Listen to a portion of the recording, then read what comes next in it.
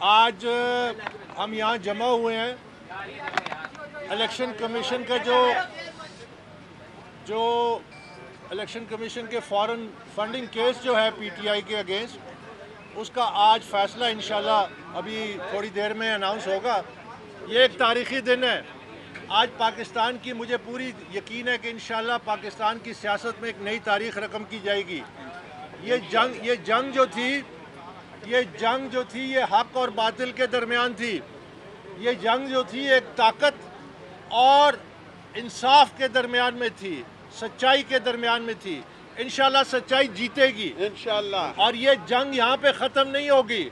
इसके बाद हम अगला मार्का इंशाल्लाह अगर हमारे हक में फ़ैसला आया तो फिर हम सुप्रीम कोर्ट में भी लड़ेंगे, अवाम की अदालत में भी जाएंगे, अवाम को इकट्ठा करेंगे, अवाम को मोबिलाइज़ करेंगे, ताकि हम जो बड़े मकसद के लिए निकले हैं उसमें कामयाब हों।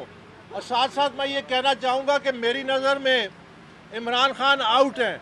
अब ये तय करना बाकी है कि वो क्लीन बोल्ड होते हैं या स्लिप में उनका कैच होता है।